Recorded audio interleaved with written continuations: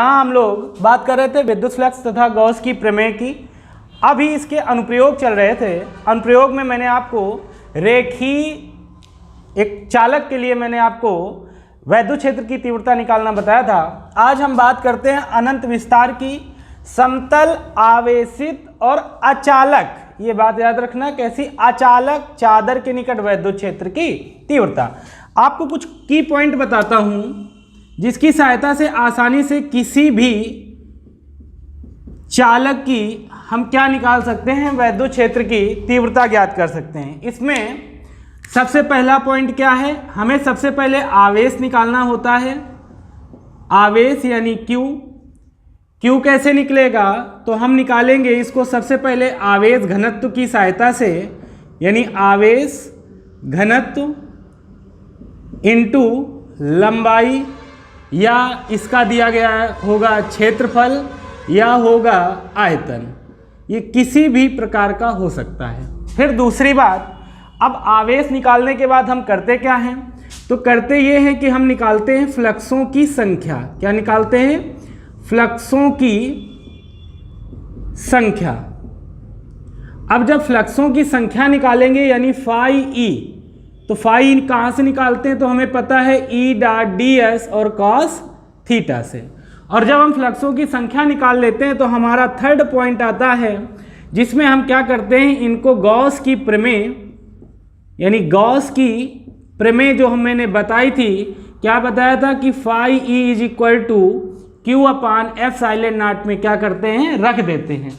जैसे ही रखेंगे तो यहाँ हम फाई की वैल्यू को इसको पुटअप कर देंगे, और जैसे ही इसको रखेंगे तो यहाँ से हमारी ई की वैल्यू प्राप्त हो जाएगी। यही वैद्युत क्षेत्र की तीव्रता निकालना।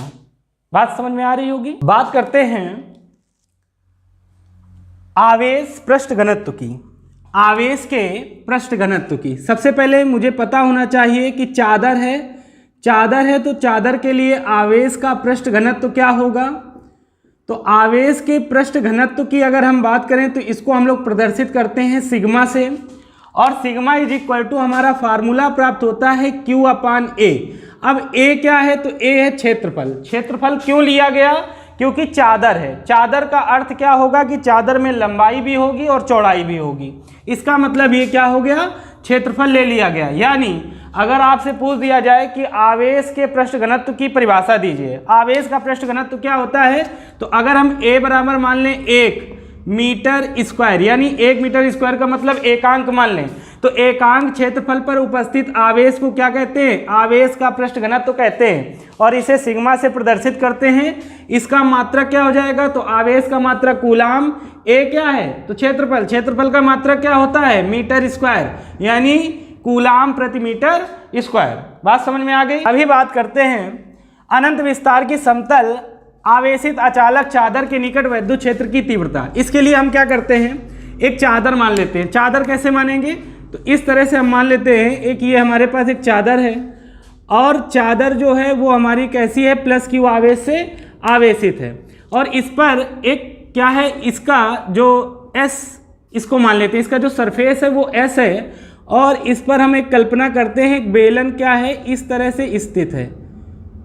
बेलन इस तरह से स्थित है, और बेलन का ये जो क्षेत्रफल है वो A है, और इस पर वैद्युत क्षेत्र की तीव्रता E ज्ञात करनी है। इसका कोई बिंदु P है, और इसी तरह हम मान लेते हैं कि इसका एक अन्य इस तरह भी निकला हुआ है भाग, इसको उसी के सम्मित मान लेते हैं, इसको P डैश मान लेते हैं, और इसकी जो वैद्युत क्षेत्र की तीव्रता इसकी भी क्या होगी, E। यानी इस पृष्ठ को मान लेते हैं हम S1 पृष्ठ, इस पृष्ठ को मान लेते हैं S1 पृष्ठ, इस पृष्ठ को मान लेते हैं S2 पृष्ठ, और ये पूरा जो है ये S3 पृष्ठ मान लेते हैं, और ये चादर क्या है, धन आवेश से आवेशित है।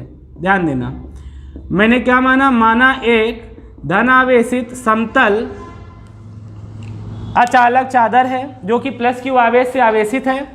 इसका पृष्ठीय अवयव जो आवेशी पृष्ठ घनत्व है वो क्या है, सिग्मा है, और इस पर एक हम काल्पनिक बेलन की क्या करते हैं, कल्पना करते हैं। माना बेलन का जो क्षेत्रफल है वो A है, और इसके किसी बिंदु P पर हमें वैद्युत क्षेत्र की तीव्रता ज्ञात करनी है। तो इसके लिए हमने बताया सबसे पहले हम क्या निकालते हैं, तो सबसे पहले मैंने अभी आपको जस्ट बताया कि हम क्यू निकालते हैं। तो क्यू कैसे निकालेंगे, तो हम निकालेंगे आवेश का पृष्ठ घनत्व, आवेश का पृष्ठ घनत्व यानी सिग्मा इज इक्वल टू क्या होता है, क्यू अपान ए। अतः क्यू इज इक्वल टू बेटा क्या आ जाएगा, तो सिग्मा ए। इसको हम मान लेते हैं इक्वेशन फर्स्ट। अब मैंने बताया अतः S1 पृष्ठ से गुजरने वाले फ्लक्सों की संख्या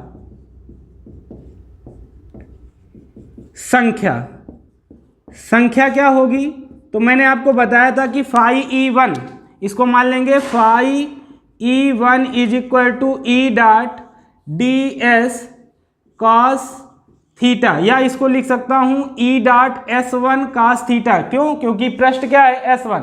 आप देखिए ये पृष्ठ है, ध्यान से देखना, ये पृष्ठ है और ये इसकी वैद्युत क्षेत्र की तीव्रता की दिशा है, और ये पृष्ठ है, यानी ये इसके साथ कितने अंश का कोण बना रहे हैं, 90 अंश, यानी लंबवत है। तो मैंने बताया था कि जब पृष्ठ वैद्युत क्षेत्र के क्या होगा, लंबवत होगा, तो थीटा हम क्या लेंगे, थीटा हम लेंगे 0 डिग्री, यानी फाई E1 की वैल्यू आ जाएगी बेटा E, और क्या आ जाएगा S1 मतलब पृष्ठ, और बेलन का पृष्ठ मैंने लिया क्या है, तो A। अंडरस्टैंड। इसके बाद हम इसी तरह निकालते हैं S2 पृष्ठ के लिए। S2 पृष्ठ से गुजरने वाले फ्लक्सों की संख्या की बात करें, यानी ध्यान दें S2 पृष्ठ से गुजरने वाले फ्लक्सों की संख्या, जैसे P है और P के सम्मित बिंदु क्या है, P डैश है, तो जिस तरह मैंने P में निकाला उसी तरह हम P डैश में निकालेंगे, तो हमारा सीधे सीधे आ जाएगा, यानी phi E2 is equal to हम लिख सकते हैं EA। इसको बार बार निकालने की आवश्यकता नहीं, हम डायरेक्ट लिख सकते हैं phi E2 is equal to EA। इसी प्रकार यानी S3 पृष्ठ से गुजरने वाले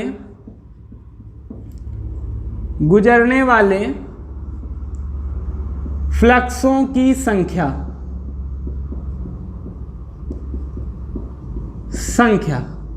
अब अगर हम S3 पृष्ठ से देखें तो ये जो पृष्ठ है ये कैसा होता है, तो इसका जो पृष्ठ है और वैद्युत क्षेत्र की तीव्रता एक दूसरे के क्या होंगे, समांतर होंगे, यानी phi E3 is equal to ES3 cos theta, और दोनों समांतर हैं, यानी थीटा की वैल्यू हमारी क्या आ जाएगी, 90 डिग्री, और cos 90 का वैल्यू क्या होती है, 0 होती है, यानी phi E3 is equal to सारा क्या हो जाएगा, 0 हो जाएगा।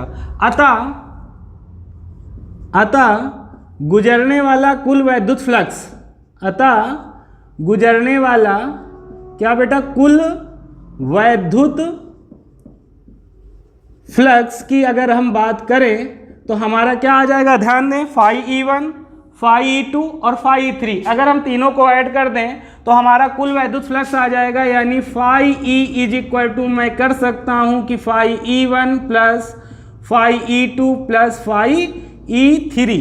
अगर हम यहाँ बात करें तो हमारा फाई तो फाई ही रहेगा, लेकिन अगर फाई E1 की बात करें तो हमारा क्या दिया गया है, EA, प्लस फाई E2 की बात करें तो ये भी EA, प्लस ये क्या दिया गया है, 0, यानी EA, तो क्या आ जाएगा, phi E is equal to आ जाएगा 2EA। अगर अब बात करें, देखिए गॉस की प्रमेय से, किससे, गॉस की प्रमेय से, तो गॉस की प्रमेय बताई थी, यानी गॉस की प्रमेय phi E is equal to Q upon epsilon naught से, ध्यान दें। अब हम phi E is equal to अगर क्यू अपान एप्सिलॉन नॉट रखें तो यहाँ हम रख सकते हैं Q upon epsilon naught is equal to 2EA। अब ध्यान देना समीकरण 1 से, ये जो इक्वेशन फर्स्ट मानी Q is equal to sigma A, यानी यहाँ लिखेंगे समीकरण फर्स्ट से, तो हम क्यू की वैल्यू ये रख सकते हैं, यानी sigma A upon epsilon naught is equal to 2EA। तो ध्यान देना बेटा, या ए दोनों आपस में बराबर है, यानी कैंसल आउट हो जाएंगे, यानी E की वैल्यू हमारी आ जाएगी सिग्मा अपान 2 एप्सिलॉन नॉट, और यही हमें प्रूव करना था, ये हमारा प्रूव हो गया। आप नोट करना चाहें या स्क्रीनशॉट लेना चाहें तो ले सकते हैं। इसके बाद आप अगर हमारे कोर्स की पीडीएफ भी लेना चाहते हैं तो हमारे टेलीग्राम चैनल से जुड़ करके आप वहां से पूरे कोर्स की पीडीएफ प्राप्त कर सकते हैं। इसके बाद हम आपको बताते हैं इसमें कुछ स्पेशल कंडीशंस, यहां आपको बता दे रहा हूं स्पेशल कंडीशन।